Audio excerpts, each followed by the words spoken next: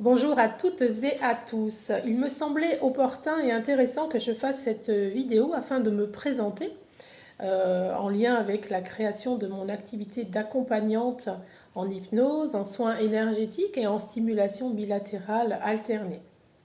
Du coup, je me présente. Donc, je me fais appeler Pascaline, de mon prénom de naissance Pascal.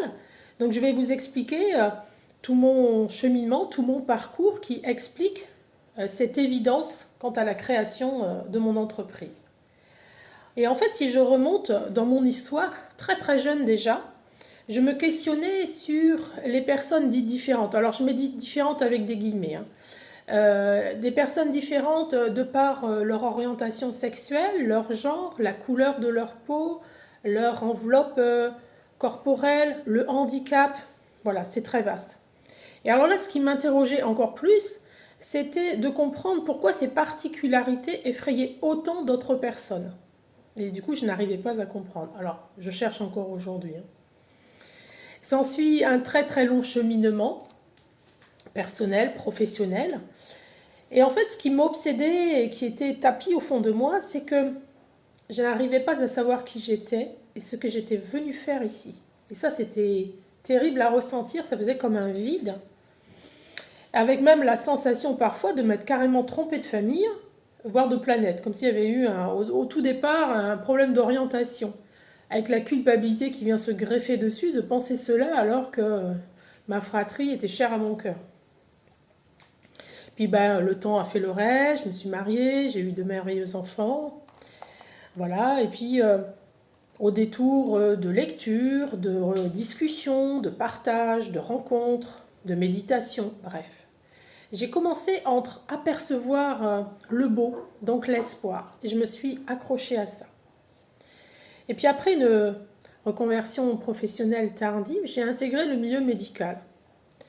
Et là, j'ai fait d'extraordinaires rencontres. D'ailleurs, c'est une période très très importante pour moi. Des rencontres, que ce soit auprès de patients, de familles de patients, de collègues. Et là, j'ai commencé à m'intéresser au développement personnel. C'est un mot très vague. Et à l'énergétique, c'est encore plus vague. Et étant très, très curieuse, je me suis formée à différentes approches, le reiki, le chamanisme, le feng shui, etc. Et puis, étant au sein du CHU, j'ai pu expérimenter, toutes les personnes qui le souhaitaient, toutes ces pratiques. Et ça a d'ailleurs été de belles découvertes. Voilà. Mais il me manquait quand même quelque chose.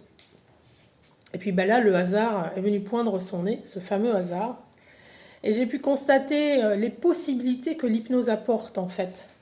Et tout le champ des possibles. Parce qu'en lâchant ce conscient, ça permet d'aller vers cette partie derrière nous, l'inconscient, qui est authentique. Et alors là, le champ des possibles, il est infini. Du coup, très très rapidement, je me suis formée à différentes approches d'hypnose, allant de la plus cartésienne à la moins cartésienne. Et puis une formation en amène une autre. Donc très vite, j'ai exploré la stimulation bilatérale alternée, plus communément appelée le MDR. Moi, c'est du SBA, qui permet du coup d'évacuer l'émotionnel lié à un traumatisme. Et du coup, avec tous ces outils, là, je me sentais plus complète, même si je pense que je vais continuer toute ma vie à me former. Et j'ai du coup continué à expérimenter, à m'entraîner au détour des rencontres, des amis, des proches, des collègues, etc. Et puis au sein de mon travail d'aide-soignante, j'ai pu constater l'impact de l'esprit sur le corps et donc de la maladie. Et comme dit Jacques Martel d'ailleurs, quand on décortique le mot maladie, c'est le mal a dit. Et ça, c'est vraiment évocateur.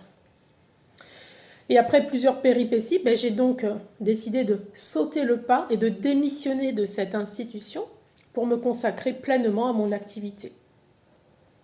Du coup, ça fait quelques mois là déjà que cette entreprise est en place.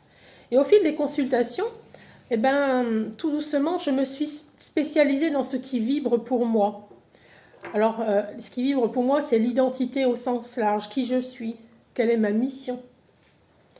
Les personnes qui ne se reconnaissent pas dans leur genre, les personnes qui s'interrogent sur leur sexualité, les troubles de l'alimentation, les douleurs, les états de mal-être allant de la dépression au burn-out, les phobies, les angoisses, les peurs. Voilà.